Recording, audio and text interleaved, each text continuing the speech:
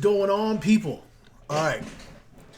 So, I'm a little excited right now because we are officially, absolutely without question, moved into our programmer mode.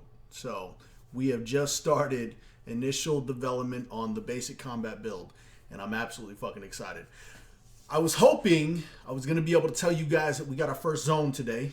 We were supposed to get it today. Probably still will get it later on in the evening. But we don't have it right now, so I can't confirm that we've got it today. I'm a little sad about that. But, I mean, patience, right? I have to have a little bit more patience. We've now got 3 programmers on the team with another 2 coming in. 3 of them will be working like serious business on this.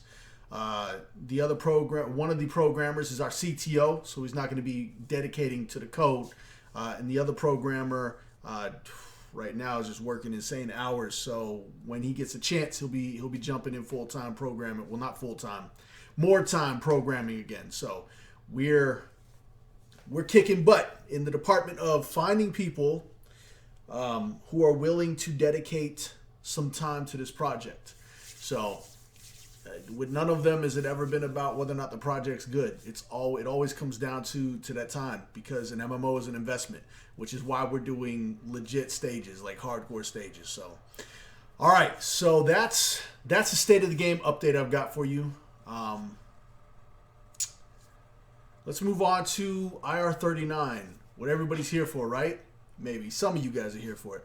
So IR39 covered 2 things, all right? And this is, again, Goblins. The achievement system is not a primary system, but it is an important secondary system. Soon here, we're going to wind up updating the information we have on the crafting system. I believe that I have designed one hell of a fucking crafting system for you. It's going to change the way crafting works in MMOs in the future. Even if the game's successful or not, that part really won't matter. This is going to challenge the way that people build crafting systems in MMOs. So I'm a little excited about it, but I can't talk too much about it. I'm real fucking excited about the crafting system. All right, so let's jump into the Goblins. Let's get the Goblins out of the way. You can't annoy me. All right, so again, I'm not going to lie to you and tell you that I've read all of this over and over again. I've read it. We approved it. We liked what we saw. I don't remember too much of it, okay? I deal with a lot of shit. So Dr. Lord does amazing work, and this stuff is important because there are a lot of people out there who are coming to this game to read this kind of stuff right here, to get information on the races. So we're going to skim this together. Hopefully you guys have already read it by now. For those that have not, you're not getting an in-depth, detailed look at the Goblins from me. Okay, that'll come later. That'll come when we have a little bit more gameplay going. Why does that reset? I have to look at that. That chat box should not reset just because I switch screens. Let me. It does. And they're just talking about annoying me in the chat. My team, ladies and gentlemen, well, part of my team. All right, so Goblins. There's some differences to the Goblins in our game versus other games. All right, Goblins in our games aren't a tiny race. In a lot of fantasy niche genres, they're kind of a smaller race. Our Goblins are on the shorter scale of medium size, but they're not in the small scale range. Okay. They're about in feet. I think it's like almost 5 feet to 5.5, almost 6 feet, maybe. I'd have to. What's the conversion here? I do it all in meters now. So, and I know a lot of Americans still deal in feet, but what do we got? Where's appearance at? Main. There we go. So 157 centimeters. I don't know. Converts meters to feet. No, centimeters. Yeah, we go to inches. So 157. Is that what that says? 157 or 137? 137. Here, let's do this. So 4.5 feet. What is wrong with my fingers today? Yeah, to about 5.5 feet. So it's a little taller than typical MMO tropes, and they're not very idiotic. So the goblins in our game, there's a few items to note about the goblins within the Sacrament world. They're an intellectual species, and they accept the fact that they're not very physically gifted, right? So they've brought in, they utilize the orcs to protect them, to protect things that they hold dear. All right. Two of the big things being their two hordes of treasure jewels, and these treasure jewels are based on the two factions. So the goblins within their own culture have two main factions, right? They worship Ninori, I think it's Ninori, the goddess of beauty. One faction believes that beauty should be in physical things, so like jewels and gems and riches and gold, things like that. The other faction believes that beauty exists within the beauty of knowledge, of intellect. So you've got two main vaults going on, okay? One is a treasure vault, obviously, duh. The other one is a library with tomes and tomes of ancient teachings and new teachings from spanning the last 10,000 years of existence on Estromir. So what they've done a long time ago, thousands of years ago, is kind of made a deal with the orcs. And the orcs aren't slaves, okay? But they kind of made a deal with the orcs to protect them, to keep them physically safe. The orcs far more gifted in physical things than they are intellectual things. They're not stupid. We've been over that, but they're not going to win in a chess game against the chess master of the world. And the goblins are almost the exact opposite. So the goblins have been raided a few times because their library contains a lot of knowledge, a lot of forbidden knowledge on top of that. They've got some dark places in the library that are locked down except for the senior members of their factions. So armies have come in, dark elves being one of them, have come in and attempted to ransack to obtain some of this knowledge. Some of it is combat tactics that have kind of been forgotten to the world. Some of it is information on ancient ways that the races used to be, and ancient races that no longer exist, and things that they've done, and discoveries they've made that have just been deemed unsafe for existence, and so it's been locked away in these darker parts. And the orcs and the goblins have always worked together to defend it, to keep the entire city safe and their treasures safe. The orcs aren't on the upper echelon of the goblin ranks. There's one here or there, but for the most part, the orcs have their own place among their own culture, kind of underneath the goblin culture. But the goblins take care of the orcs. They provide things that the orcs wouldn't otherwise have the capability to provide themselves. Showers actually being one of the many things. So hygiene was a huge thing that the goblins introduced to the orc cultures that kind of extended orc lifelines and made it a little bit more bearable for orcs to be around each other. So there are a few things that the goblins have provided to the orcs that the orcs did not have access to, and it's kind of a trade-off. Like I said, it's not slavery. It's a mutual relationship going on there. So that is goblins. We'll make that it for the goblins before I say something that's wrong and Dr. Laura wants to stab me.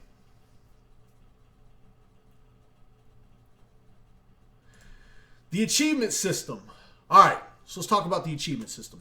We've mentioned before that achievements, quests, stuff like that in our game are going to mean a lot more. There's not going to be nearly as many as you'll find in other games, but they'll be there. They'll exist. Players like to be able to go after things and have targets. Quests exist because it's a really easy way to help players discover powerful relics, or things that otherwise wouldn't be available to them. We're not slaughtering the landscape with them, but we're providing enough of them based on what we want you to go out there and obtain, that you can become efficient. you don't have to do any of this. You don't need to participate in the achievement system. But if you do, know that there are some rewards, temporary, permanent, and everything in between. So let's talk about the achievement system. So there are two major types of achievements. Okay, you've got your character-based achievements and your account-based achievements. Your character-based achievements are quite simply that achievements that you can achieve on an individual character. That achievement is tied to that character. It does not cross over to other characters on your account. Something like obtaining, I don't know, tier 16, killing the final raid boss in tier 16. Just trying to give an example here. That would be a character-based achievement. Okay, that's something that the character themselves would achieve. You don't need other characters to do the same thing. Or let's say you play a pet class. Let's say you play a ranger, and you go out and you get all of the available pets. Well, you would achieve the achievement for obtaining all available pets on your ranger. The class type or account-based achievements, all right, expand on some of these. And I say some of these because not all of them are going to be expanded. And there are going to be some account-based achievements that have nothing to do with character-based achievements. So an account-based achievement would be something like getting one character with a primary role in all 5 roles to each tier milestone. So beating the final flag event and becoming flag for tier 6, becoming flag for tier 11, tier 16, beating the final event for tier 20. Those would all be account-based achievements, and those would provide rewards that are a little bigger than the character-based achievements. So let's go back to the character-based achievement, right? And understand, I'm not saying this is going to be in the game. I'm giving an example. It may very well be in the game, but I just want you to understand that. So the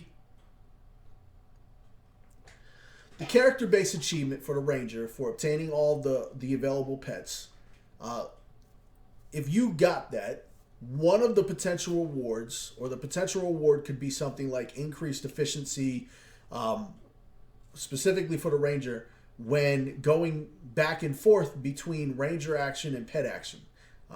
It could be like a 2.5% efficiency increase, which is an increase in damage for the ranger, which is always excellent.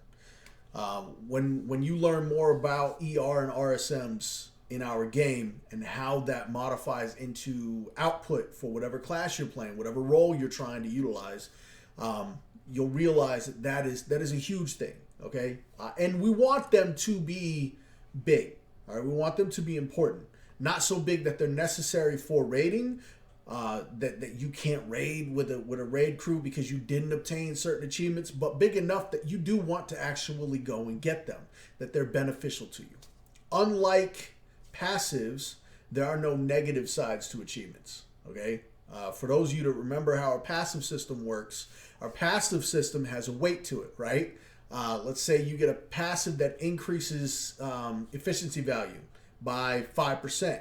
Well, that passive is also going to increase cost, primary resource cost by 1%. So there's a balance there. And what you would do is you'd go and get a passive that would negate that cost to primary resource, but that would also have a back-end negative effect. So you wind up, if you're trying to get them all and square yourself away, you wind up hunting all the passives instead of just 2 or 3. The achievement system won't have that tied into it. The achievement system will just be a raw, you did this, this is not something that's typical, so here's your reward for it. The account-based achievement is even more so. With the account-based achievement, let's go to the pet thing, okay? So let's say the account-based achievement is you got all Wu-Tang. You got, what the hell? You got all of the available pets on all of the pet classes. That could possibly net, a 5% overall ER on all characters on your account. That becomes massive, right? if you wanted to start a new character, you get an additional 5% ER bonus. It's something that other people wouldn't have because they didn't obtain that achievement. It's going to take a lot of time and a lot of effort, which is why it's, 5% is a pretty big number, and it should be a pretty big number for achieving that kind of thing. So, and I talk about achievement rewards here. All right, so here's something that we decided a while ago we wanted to do. And I've mentioned this once or twice, the getting rid of RNG, right? Right now, we can't create a system. We haven't figured out how to design a system that absolutely 100% gets rid of RNG. Even in real life, there's always a little bit of RNG, right? Bad luck goes a long way. Good luck goes even longer. So there's always going to be a little bit of RNG. I don't think we can ever create a purely synthetic system that does not have some type of randomness to it. That said, I believe we can limit the randomness by quite a lot. So a few things, and this right here specifically is really geared more towards raid environment, group environment, where you're farming difficult content and you need a little bit of extra love. Okay, so we're going to talk about this in the raid environment specifically. So let's say you're raiding. You take your 36 player raid, and you've been going at it in tier 18 raiding, and you've been grinding this boss for 2 months now. Okay, and you kill him 2 or 3 times a week. You get the I don't know exactly how we're doing the loot drops right now. It's set up to you get the loot drops available to you twice a week, but not within a 72-hour period. So let's say you're farming this thing out and you've killed this bastard 2 times a week and you've gotten the loot twice a week, but you've only really been able to gear about 70% of your raid, because what always happens in that raid setting, right? You take 36 players, you get 3 to 4 pieces to drop, and it winds up repeating gear over and over and over again. And smart loot is helped a little bit.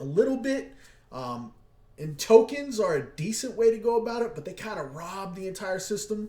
So you wind up getting the same drops popping all the damn time. And you wind up with 2 or 3 players who are just getting frustrated and burnt out from doing these raids over and over and over again, to the point that you can't, I say but a lot, it's frustrating the shit out of you, right? And you're just pissed off about it. So what we've created here is an achievement versus an RNG system, where individual players have a chance to earn a piece of loot that's specific to them, a chance to earn. There will be achievements that they can get during each boss fight, and these achievements are all going to be the same on this level, and it is quite simple. Perform your primary role efficiently and highly efficiently, to the point where you're at about 85% or more efficiency throughout the entire fight. Now, we're not talking about drool DPSing, right? We don't want face rollers. It's not what we're trying to build here. We're talking about smart DPS. DPS who are killing the correct targets. DPS who are not DPSing when the mob is 90% invulnerable or something like that. Drop the base. Guys, crazy shit. I gotta move this over because that bar is blocking it. I think that's why Zags didn't have it there. It's a little tight right there, but we'll deal with that. We talking about memes. Ain't nobody got no memes on me. All right, so I'm gonna ignore chat because my crew's over there just messing with me now. So a player individually can earn the chance to have a piece of loot drop specifically for them, and that would be additional to whatever the NPC would normally drop by beating. There's 2 raid-specific achievements that can happen. Okay, one is if every member of the raid earns that achievement, you get an additional achievement that guarantees another drop. Okay, same rules as the other ones. It's got a high chance to be for somebody in the raid that can wear it, and a smaller chance that it can be wearable by a class that's not present in the raid. Just because you want to be able to gear alts here and there. Okay, so there's always that small chance that could happen, which is always nice. The other achievement is each fight's gonna have its own mechanic. All right, and I believe I put an example in here. I don't know if I put it in here. So the second achievement is the second group achievement is going to be an achievement that's specific to a mechanic. Now, if you wipe on a fight, all right, and you even if you take the secondary, these achievements are no longer there for you. Okay, you wiped on a fight. It's not happening. Clearly, we're not efficient enough. Even the individual achievement for efficiency goes out the window. Okay, a wipe on a fight.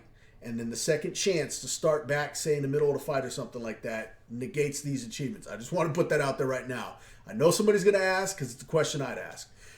So let's say the boss mechanic. All right, we've got the blob raid. All right, where this big, fat, nasty piece of shit is stuck in a corner in this room, and in the middle of the fight, he kind of throws a temper tantrum, all right? Because you're beating his ass, and he's pissed off about it. So he's throwing a temper tantrum.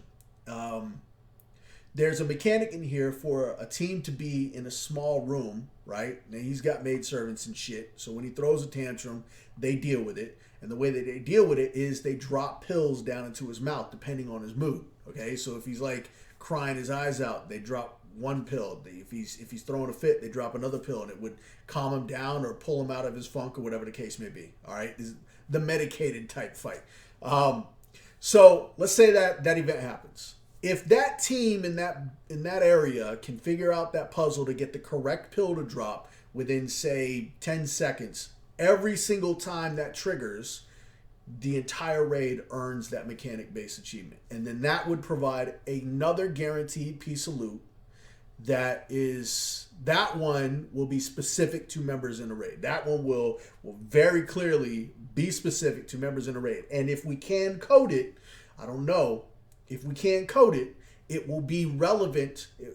It will cross-check all gear and make sure that it does not drop a piece of gear that every member who can wear it is wearing it. So let's say you've got 3 rogues, and all the rogues are wearing daggers of maiming.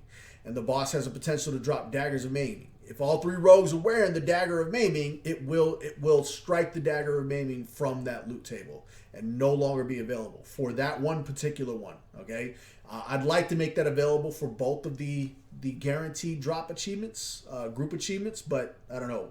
It's testing stuff. The first one might be better off just to add an additional piece. Maybe cut off the back end where if a class isn't there, that it'll still drop that. I don't know. Stuff to talk about later, but that's the achievement system. Are they saying anything? No, they're not.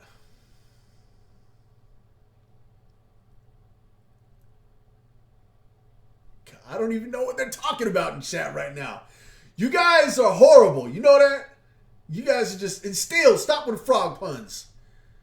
All right, so that's the achievement system. If anybody's got any questions about that while my team over here talks about some random ass shit in chat, please let me know. And yeah, fuck you, Sawjack. Asshole. Why you got your naughty filter on, dude? Turn your naughty filter off. All right. So let me take a look over here. I need to create like a slow transition phase. Achievement or not. Annoyed. That's not a fucking achievement. Fuck off.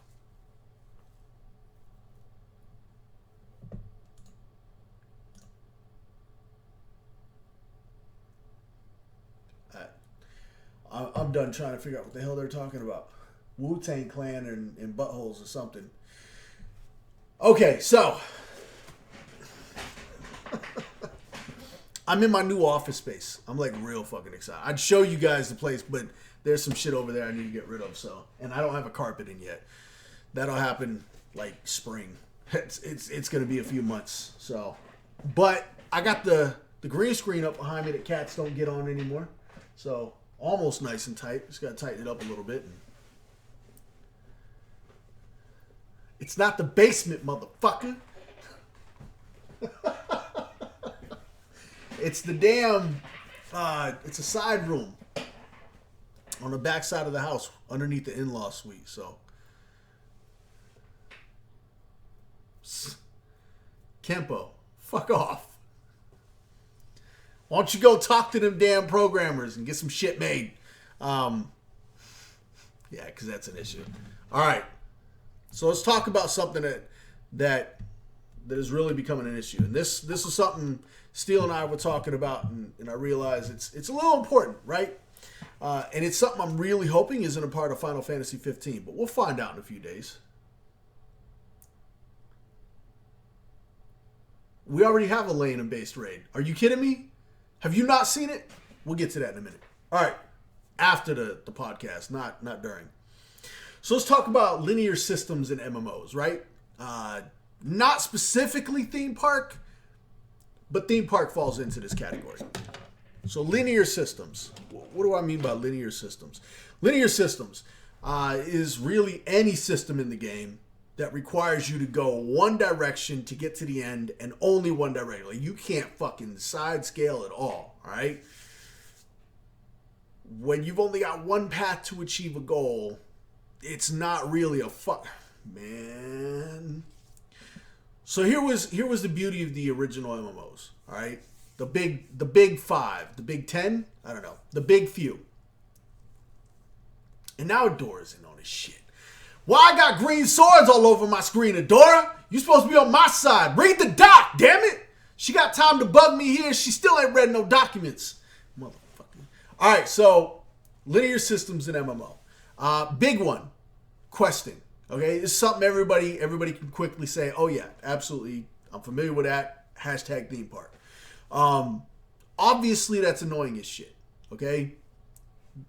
Leveling, though, is a linear system that started out fine. Like, you had multiple ways that you could level. And now it's really just become leveling is it's not even about leveling anymore, right? It's about unlocking a new ability that really isn't fucking worth half a damn. Like, you could just stick with the ability you already gave me at level 1. I'd still be able to kick all this shit's ass.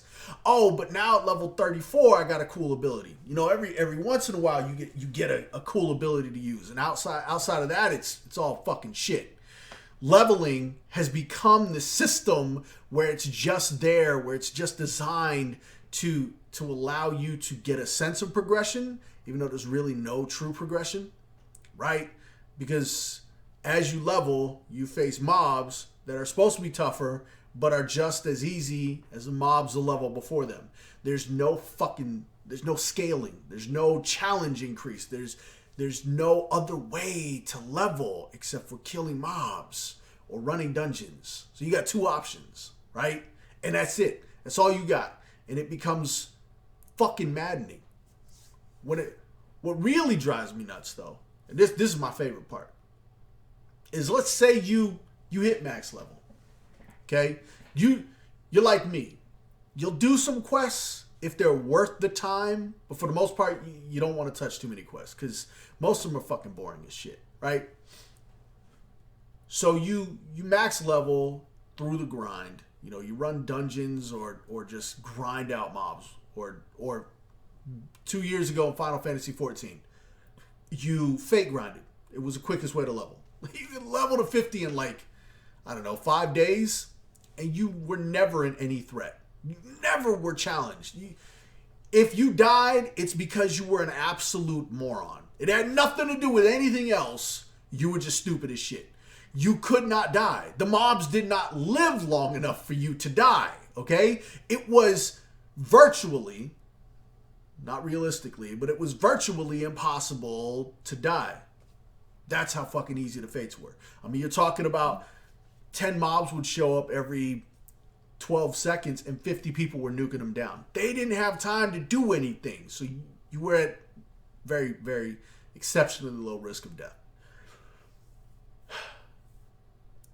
At that time, the only way to level was fates and quests. And the quests were boring as shit and didn't actually level you up appropriately. So there was a little bit of a problem there as far as leveling. You had a few gaps in there where you had to go grind mobs. But mobs didn't give hardly shit for EXP. So you'd run around a fucking, 50-foot area killing the same exact mobs for an hour just to get what missing EXP you were trying to get. Just trying to get that last little bit so you could do the next story quest, which was level locked.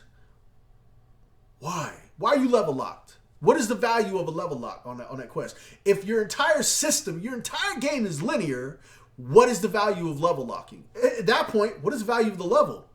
Because if you're telling me I need a level to do the quest, but I need the quest to get the level, you could have literally built the system without one of them. Easily built that system without one of them. Progression is not leveling, right? Leveling itself is not progression.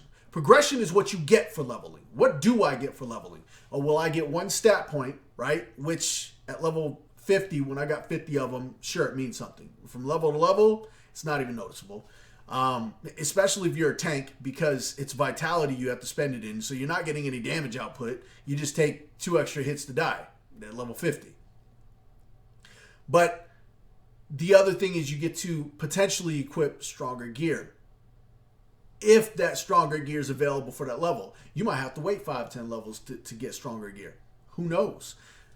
But that linear fucking systems, this shit drives me nuts. And this is something that we flirt with, right, in Sacrament. Okay, the linear system is something that we do flirt with, that we will expand out of. Believe me, we will be expanding out of this. We've already got plans to expand out of it.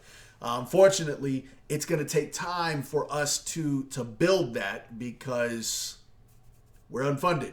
We can't build an absolutely non-linear system right now, utilizing the system within the system that we've got. So there's a little bit of linear to it. And really what that is you have to go from tier 1 to tier 2, tier 2 to tier 3, and on and on and on. Now you can go to tier fucking 20 and fight shit. Okay, there's nothing saying you can't.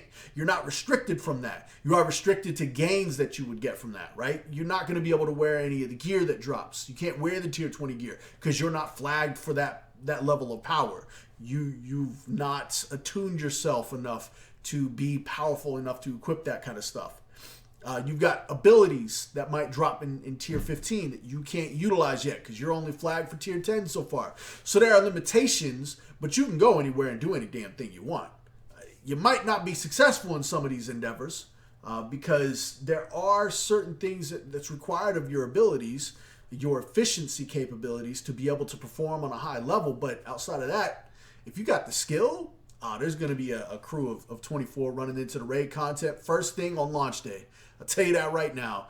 Just recording them beating the shit out of raid content. Okay, not instance raid, overworld raid content, just them going to town. So we've removed a lot of the linear, but we do flirt with a little bit of linear, and that's only for now. We'll be opening that up in the future. Don't worry about that. This one drives me nuts. Dungeons. Why do dungeons have to be set to a specific level? Okay, what was it? 2007, 2008? EQ2 had the capability for you to scale a dungeon to your level.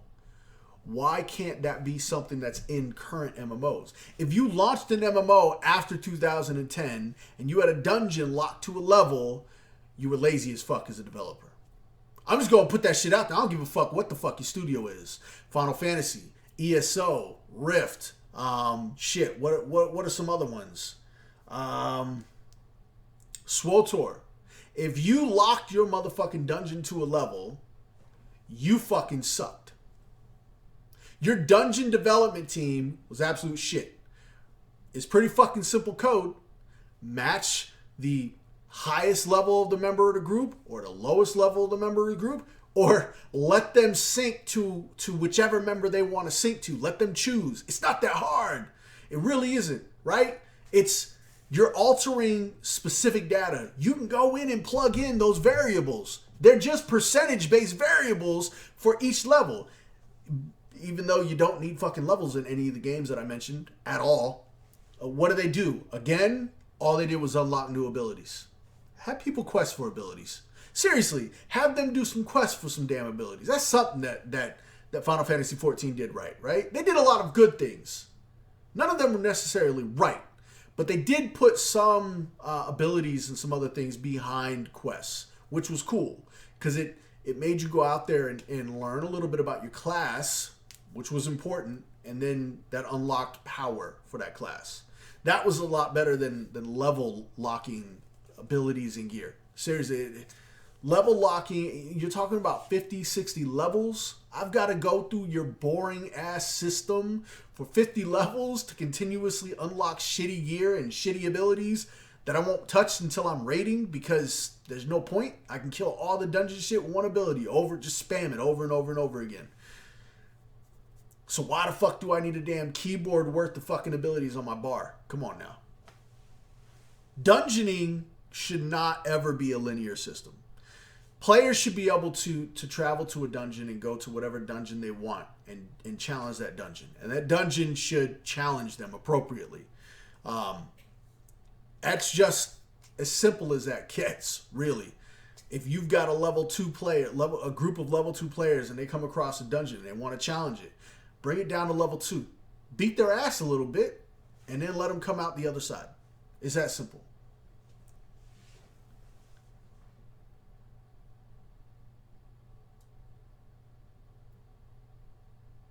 A soundboard of dings. Who wants a soundboard of dings? Oh, Kempo? No.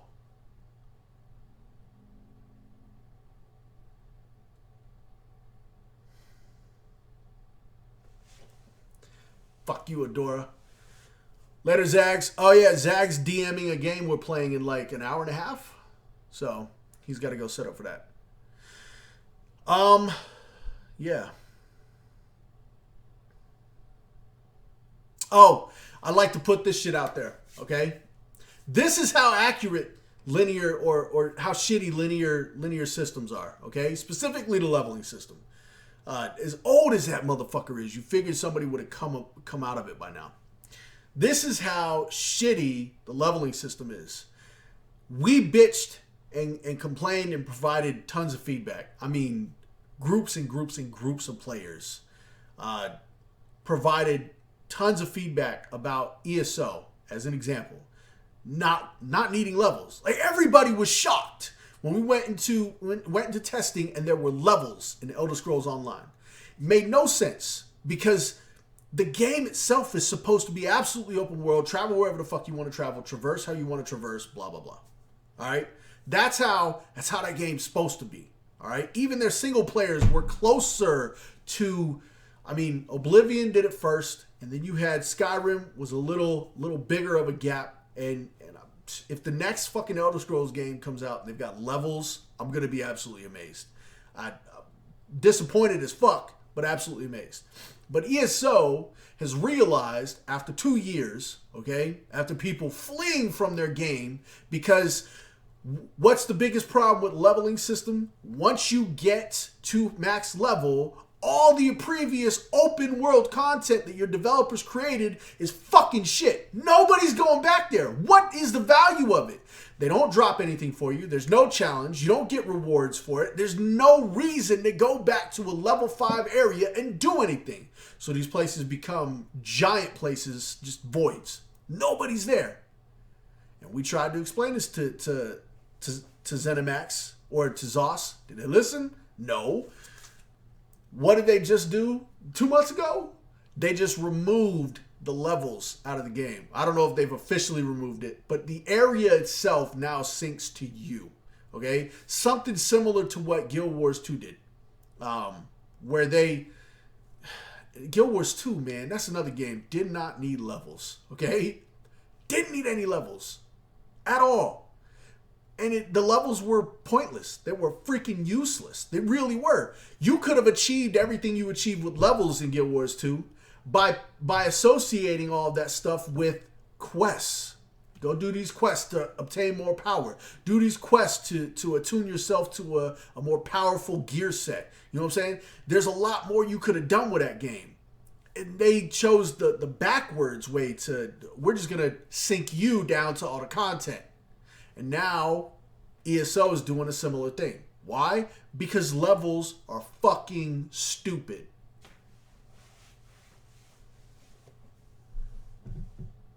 What the hell are y'all talking about a pie?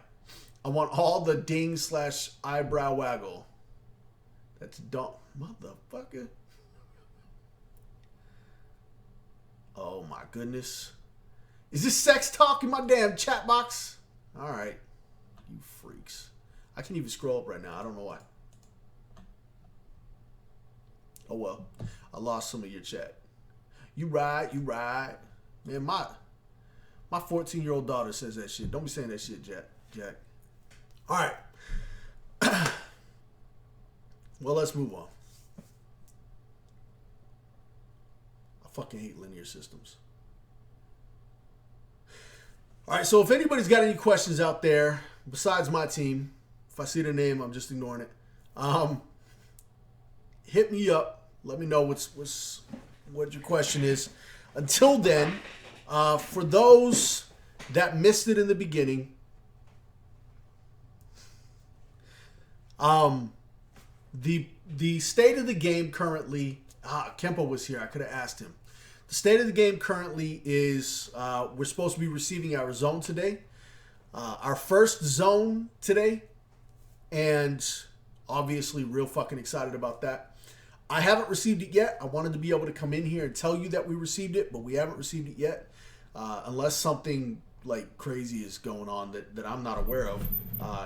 We should have it next time we do our podcast. So 2 weeks from now, we should definitely have it. Hell, I should be in that motherfucker walking around. So you'll probably see me popping up middle of the day, walking around the zones, or around that zone, if we get access to it, and if Kempo can put me on a server to access it. Pretty sure we've got the login set up. We've got all the access restrictions set up and ready to roll once we get it set. So we've got a couple of programmers, one that is currently working on systems right now, two that are about to come in and begin working on systems, and then another one that's just working crazy ass amount of time, so he doesn't get a chance to work on too much right this second, but he will be working. He's the one that built our login system alongside Kempo. And he got a mock display going for the character window, but we don't have... I believe I adjusted some stuff, and I don't know if he got around to adjusting that yet. So even with that, we're always looking for programmers. So if you're a programmer, got a programmer buddy, you love what you're hearing about this game, jump on in, man. We've got a pretty good amount of work for our basic combat build. It's a lot less than what other games would try to throw at it. We're not just throwing everything at this. This is a very well organized, very specific design that we're going for with the basic combat build. Steel was asking me if I got 8 freaking developers, what the hell would I do? And I told him we could probably have basic combat build fully functional in 3 months or something like that. So the more programmers I get, the better. C++ is a language we're using. CryEngine is the beast that we're working in, so you may have to get used to that. The programmer that we interviewed last night, brought into the team, took him like half an hour to get used to it all, and he already started coding stuff. So creature modelers, any 3D modelers. We picked up a 3D modeler a couple days ago. She's already started working on some elements. She is really good, man. She built a wood elf sword, which is great because we're going to use that in the basic combat build now that it's ready. She's actually coming on board to be our architectural modeler so that we can put some huts and stuff inside the zone so you can see the overall artwork of our architecture as well as the landscape itself. We're trying to give you as much juice as possible here. We want to show you as close as we can get to this game product as we can. And nothing that we're building in the basic combat build is throwaway components, all right? Everything that we're using has been designed specifically so that it can be adapted, and it doesn't need much to do so, but adapted to go into alpha, beta, and live launch builds. It doesn't have to be thrown away at all. So we're not doing a throwaway build like a lot of companies do, okay? It was something that was suggested to me, and we we decided a long time ago not to do that. It's a waste of time. We're not funded. We can't afford to spend time doing stuff like that. So 2D concept artist Serena, she's the head of the concept department. She's telling me she would like some more 2D concept artists. So if you've got any inclination for any type of artwork, any talent work, you see the work on our website. If you can match that type of art style, please come on. We've got a lot of stuff for you to do, okay? A lot of things that you could help us out with. So if you're looking to get maybe just something in your resume, in your portfolio, come do 2 or 3 things with us and build your portfolio, and then, take off if that's what you want to do, or stick around if that's what you want to do. It's up to you. So, and that's not limited to those specific jobs. Those are just big ones right now. Everybody else is obviously welcome. If you've got a talent that we can utilize, that we need for the project, and we can utilize it, we'll absolutely bring you on board. So the volunteer form is down below. To go along with the volunteer form, as we get closer and closer, if you're one of them people that really loves this product, that really loves what you're hearing and what you're seeing on the websites and from my artists and all my guys, consider hitting that Patreon button and helping us out a little bit. Every dollar helps, okay? Every single dollar helps. Right now, I fund it, and I think we're getting like $100 or $150 from Patreon, which is more than I expected at first, because I know people want to see a working prototype, okay? I get that shit. At the same time, you've got the entire game design here. We're still here. It's been a year and a half, almost 2 years in a couple months. We're not going anywhere, okay? You can have a little bit of faith now, all right? We've stuck this out for 2 years now. We're not here to diamond ditch. Hit that damn Patreon button and give us some love, even if it's just $1, $5. I don't even care what you can drop on us.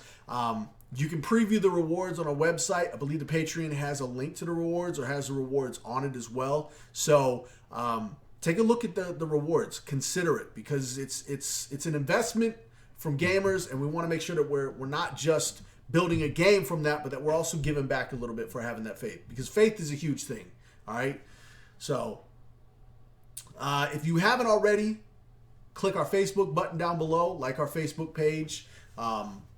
We don't post to it too often. I am talking to a social media expert about jumping on board. They expressed a lot of interest in wanting to come in and work on this project. I just haven't heard from them. Some of these websites are newer, so people don't check them all the time. It's kind of a pain in the butt, because getting a hold of them is, oh man, it's a pain in the ass sometimes. But that's what I got to do. So